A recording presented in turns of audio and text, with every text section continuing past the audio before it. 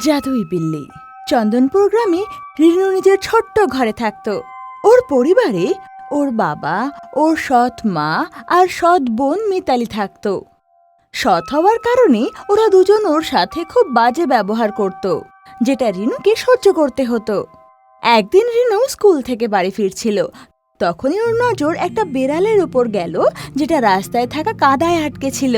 রিনু ওই বিড়ালের গায়ে লেগে থাকা কাদা নিজের রুমাল দিয়ে পরিষ্কার করলো আর ওকে তুলে চুমু খেয়ে বলল, ও পুসি ক্যাট, তুই কত মিষ্টি। তোকে যদি নিজের বাড়ি নিয়ে যেতে পারতাম, কিন্তু আমার শয়তান মা আর বোন তোকে নিজের বাড়িতে রাখার পারমিশন দেবে না। বলে রিনুর মন খারাপ হয়ে গেল আর ওই বিড়ালটাকে ওখানেই ছেড়ে দিল। কিন্তু ওই বিড়াল ওখান থেকে গেল না, বরঞ্চ রিনুর পেছন পেছন ওর বাড়ি অবধি পৌঁছে গেল। এটা কি করে এসছিস তুই? পুরো কাপড়ে নোংরা লেগে আছে। সবার প্রথমে যা, নিজের কাপড়গুলো ধুয়ে আয়, তবেই খাবার পাবি, বুঝলি? রিনু এসব শুনে চুপচাপ কাপড় ধুতে চলে গেল। বেড়াল এসব লুকিয়ে সারাদিন দেখলো যে কিভাবে ওর সৎ মা আর বোন ওকে দিয়ে নিজের সব কাজ করাচ্ছে আর ওকে হয়রান করছে। তারপরের দিন থেকে ও নিজের জাদু দেখানো আরম্ভ করলো। রিনু নিজের ঘরে বসেছিল, তখনই মিতালি ওর ঘরে এসে বলল, শিগগিরই ঝাড়ুটা ওঠা আর ছাদটা গিয়ে পরিষ্কার করে দে। বিড়াল আলমারির পাশে লুকিয়ে সব শুনছিল। ও রিনুর আগে ছাদে পৌঁছে গেল, আর যেই রিনু ছাদে পৌঁছালো ও দেখলো যে ঝাড়ু হাত থেকে বেরিয়ে নিজেই পরিষ্কার করতে লাগলো। আর কিছুক্ষণের মধ্যে ছাদ পরিষ্কার হয়ে গেল। এটা দেখে রিনু খুব খুশি হয়ে গেল আর ও নিজের ঘরে চলে গেল। রাতে রিনু ঘরে বসে এটা ভাবছিল যে আজ ওর সাথে যা হয়েছে সেটা কোনো জাদুর থেকে কম নয়। ছাদটা নিজের থেকেই পরিষ্কার হয়ে গেল।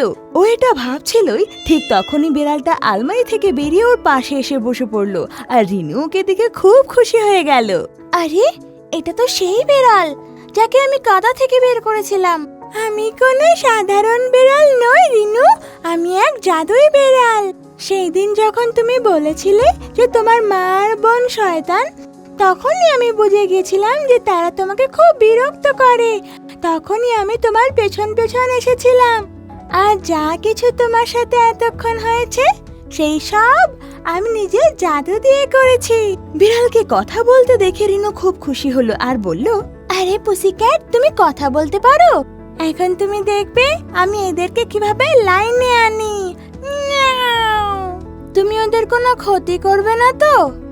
না রিনু, আমি তো জানি তুমি ওদের ক্ষতি চাও না, কিন্তু ওদের কোনো শিক্ষা দিতে হলে কিছু তো করতেই হবে। এতটা শুনে রিনু বিড়ালটাকে কোলে উঠিয়ে আদর করতে থাকে আর তারপর ওকে নিজের সাথে বেডে নিয়ে শুয়ে পড়ে। পরের দিন স্কুল থেকে এসে রিনু যখন নিজের বেডে গেল, তখন ওর বোন মিতালি আর মা রেগে রুমে এসে বলল, এসে গেছেন ম্যাডাম, চল যা আমার রুমটা পরিষ্কার করে দেগে। কিন্তু আমি এইমাত্র স্কুল থেকে এসেছি, আমি পরে করে দেব। তোকে এখনই করতে হবে।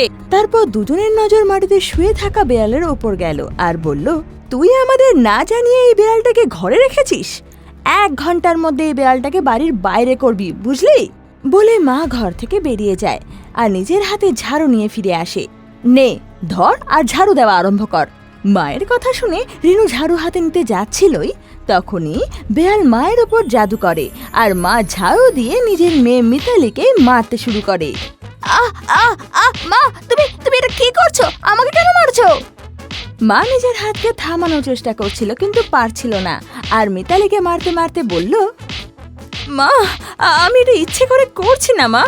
রিনু এটা দেখে খুব খুশি হয় আর বিড়ালের দিকে দেখে হাসতে লাগে।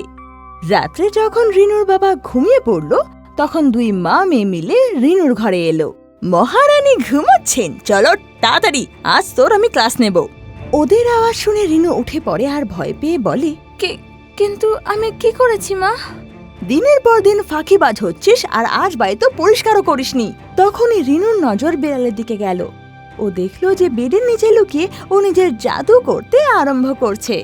তোমরা দুজন আমার মেয়েকে মারতে এসেছো? বিড়াল মহিলার আওয়াজ করে বলতে থাকে আর যেটা শুনে 2 মা মেয়ে ভয় পেয়ে যায়, কিন্তু এটা বুঝতে পারছিল না যে আওয়াজটা কোথা থেকে আসছে। কে আপনি? আমি রিনুর মায়ের আত্মা। তুই আমার মেয়েকে প্রতিদিন হয়রান করছিস, ওকে দিয়ে বাড়ির কাজ করাচ্ছিস।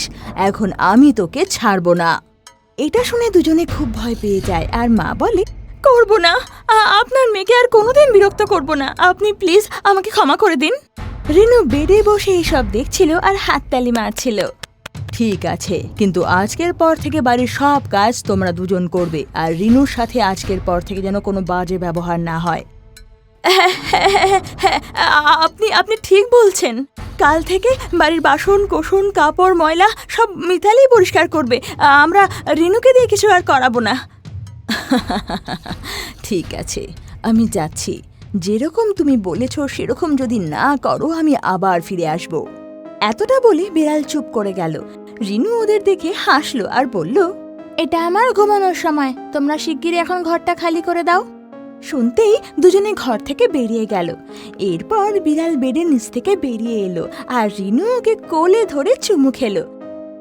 পরের দিন থেকে ভয়ের চোটে ওরা দুজন রিনুকে হয়রান করা ছেড়ে দিল আর সব কাজ নিজেরাই করতে লাগলো। বেড়াল চিরকালের জন্য রিনুর সাথে থেকে গেল আর এইভাবেই জাদুই বেড়ালের কারণে রিনুর জীবন খুশিতে ভরে গেল।